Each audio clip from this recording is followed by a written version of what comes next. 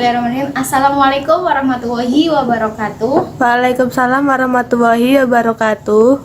Bagaimana kabarnya anak-anak? Baik, Bu. Alhamdulillah ya. Ya. Pada pertemuan kali ini, alangkah baiknya sebelum memulai pembelajaran, kita mulai dengan membaca doa terlebih dahulu ya. Ya. Sebelum memulai pembelajaran, alangkah baiknya kita membaca doa. Berdoa mulai. Selesai. Amin. Selanjutnya Ibu absen terlebih dahulu ya. Ya, Bu. Yang pertama ada Lian Sela Marifah. Hadir. Yang kedua ada Faizah Uliljana. Hadir, Bu. Yang ketiga Nida Fitriani. Hadir. Alhamdulillah hadir semua ya. Ya. Oke, sekarang kita lanjut ke materi ya. Di sini ada yang tahu kita akan membahas materi tentang apa? Tidak, Bu. Oke, sekarang kita akan membahas materi mengenai meraih hikmat dengan mengagungkan Jumat. Nah, langsung saja ke poin pertama ya. Di sini ada pengertian dan dasar hukum. Di sini ada yang tahu mengenai pengertian dari sholat Jumat. Apa sih itu sholat Jumat? Belum tahu, Bu. Sholat yang dilakukan pada hari Jumat. Ya, benar. Ya, jadi di sini sholat Jumat adalah sholat yang wajib dikerjakan pada hari Jumat, tentunya di waktu zuhur ya, yang diawali dengan 2 khutbah. Nah, kemudian di sini ada dasar hukumnya. Ayo kita baca bersama ya. Ya. Bismillahirrahmanirrahim. Ya ayyuhalladzina amanu idza nudiya lis-sholati min yaumil jumu'ati fas'au ila dzikrillahi wa dzarul bai'a dzalikum khairul lakum in kuntum ta'lamun. Shadaqallahul azim. Ya, artinya bisa dilihat ya di LKS ya. Hai orang-orang yang beriman, jika diserukan kepadamu untuk menunaikan sholat di hari Jumat, maka bersegeralah untuk mengingat Allah dan tinggalkanlah jual beli. Yang demikian itu baik bagimu jika kamu mengetahuinya. Jadi Quran surat Al-Jumu'ah ayat 9. Nah, kemudian di sini ada hukumnya. Hukum melaksanakan sholat Jumat, yaitu wajib. Nah, bagi setiap muslim, yaitu kecuali 4 golongan. Yang pertama ada hamba sahaya, perempuan, kemudian ada anak-anak dan orang sakit. Jadi di sini orang sakit itu boleh tidak melakukan sholat Jumat seperti itu. Kemudian ada syarat wajib sholat. Nah, syarat wajib sholat Jumat ini sama seperti sholat wajib pada umumnya sholat 5 waktu. Tapi di sini bedanya itu kalau sholat Jumat itu wajib dilaksanakan oleh laki-laki. Kalau misalnya sholat wajib yang 5 waktu itu baik laki-laki maupun perempuan itu boleh melaksanakan sholat 5 waktu itu. Kalau misalnya sholat Jumat itu hanya wajib dilakukan oleh laki-laki. Kemudian syarat sah dari sholat Jumat. Nah, di sini yang pertama ada sholat Jumat diadakan dalam satu tempat. Jadi tidak boleh dilakukan 2 tempat, harus dilakukan dalam satu tempat itu. Kemudian sholat Jumat diadakan secara berjamaah.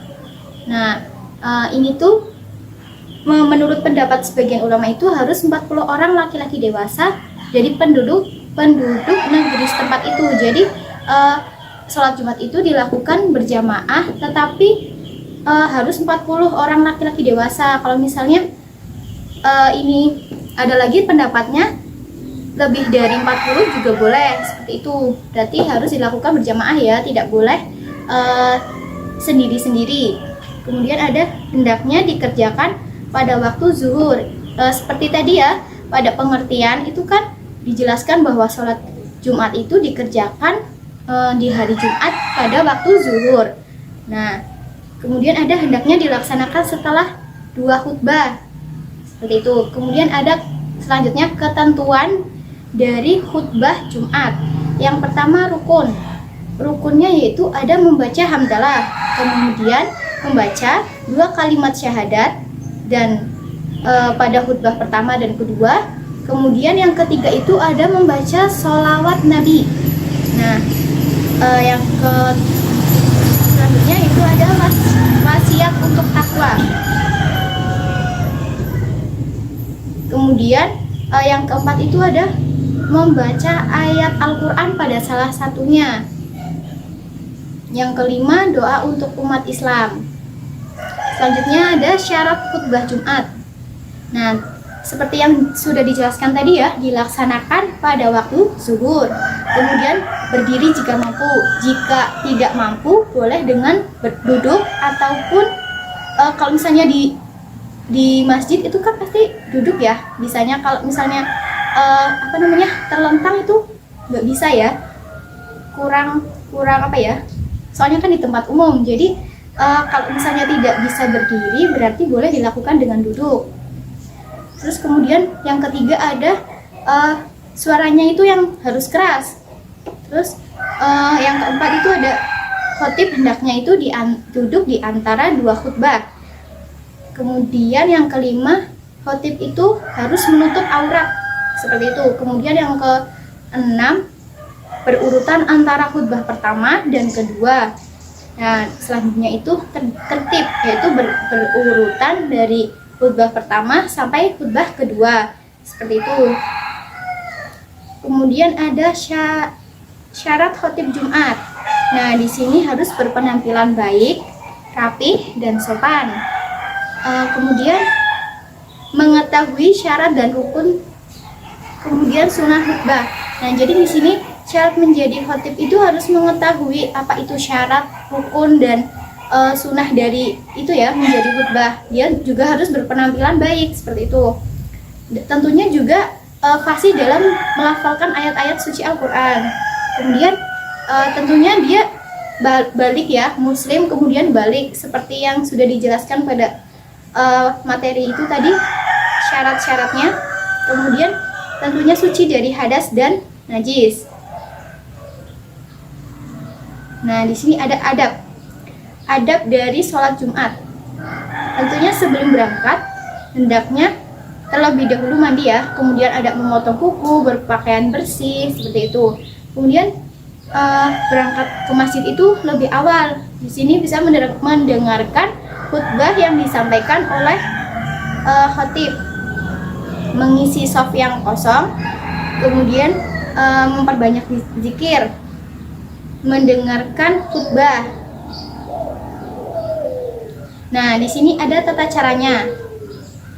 Jadi ketika yang pertama itu kan azan pertama, kemudian khatib itu naik ke mimbar. Nah, kemudian khatib itu mengucapkan salam, baru muazin itu mengumandangkan azan yang kedua. Tetapi jika di masjid itu melaksanakan 2 kali azan, jika memang menggunakan cuma 1 kali, berarti ya hanya dilakukan sekali saja gitu. Kemudian khatib menyampaikan 2 kali khutbah yang diselingi dengan duduk di antara 2 khutbah.